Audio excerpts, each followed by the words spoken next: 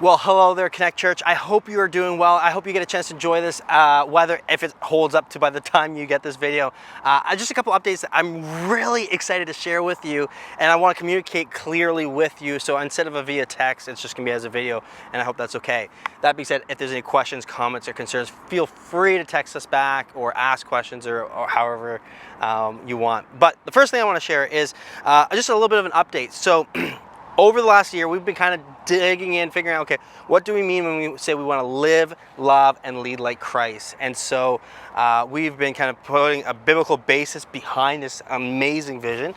And then it was a matter of brainstorming as a church. And then as a leadership, we've kind of narrowed it down to about 6 different avenues or 6 different options we could do. And so now we're kind of just doing some research and just figuring out, okay, what would that look like? And are we able to go these different routes? And then figuring out those next steps afterwards. So right now we've got someone doing that research for us, because this is a sense of, okay, if God's calling us to this, we want to do it well. And so we want to really understand what we're doing and what that looks like to do it with excellence. So I'm sharing that part with you because I just want to give you an update. Like, there's stuff happening behind the scenes slowly but surely. More will be shared either in September, but probably in January. We'll probably kick it off around that with kind of just a, hey, more clarity on that. But I would just ask of you that you just be praying that God's will for our church becomes more and more clear for us as a whole, and that we have a sense of unity as a body of believers. The second thing I'm really excited about is and I don't say this with any sense of bragging or boasting, if you will, but actually I realize, and I just want to recognize you guys and many of you have been faithfully and sacrificially tithing throughout lockdown. Consequently, by that being part of how you guys have been living, we have been in a case where our expenses have actually lowered, and our tithes have gone up over the last year. And it's like, as I look at that, I don't see that as there's an option to just be comfortable. I actually think of the story of the parable of the talents, and the 1 talent or the 5 talent. And I don't know if we have 1 or 5 talents, but I know that I don't want us to be a church where we let fear govern our actions. And in this case, just that we are financially always playing it safe. And so one of the things that we're starting to have to work through, mull over, is a very clear decision of, is God calling us to be buildingless? And if so, how are we going to be more impactful for the gospel by not having a building? Or are we to have a building, and if we go after the building, how are we going to be more impactful for the gospel? And so just having a very clear journey of figuring out, okay, where are we landing? Because I realize some of you are like buildingless, and other of you are like, we need to have a building.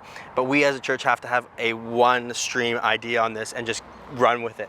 And so what I'm asking of you is 2 things. 1, just be praying once again for God's will to be clearly revealed in this journey. The second part is we want to hear from you. And so I know some of you have views on either side, so please speak, catch up, chat with any of the leaders, and just share with them your heart, because we do want to hear where you're at on this, as well as seeking out what God's calling Connect Church to do. So that's an exciting thing.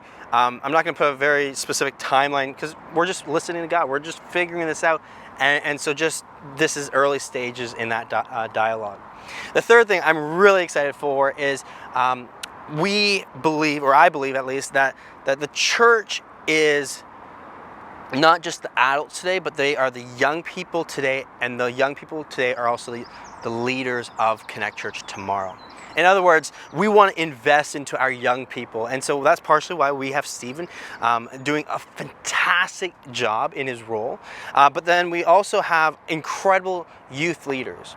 We have about approximately 20 students in the Impact and Waymakers divided between those 2 programs. And part of it is like, hey, we don't want to wait to invest into our young people. We don't want to wait till they're adults. And our leaders have been doing an exceptional job.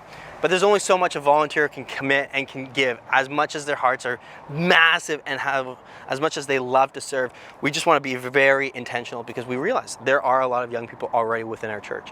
And so we want to feed into that.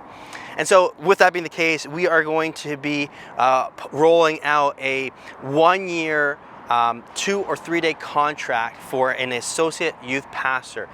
Think of it as an internship. So the person is going to be most likely a student, like a university student, someone who is pursuing maybe ministry, and someone who's looking for experience. And so the idea here is to kind of give them a mentorship and give them opportunity, as well as give more intentionality into the youth department.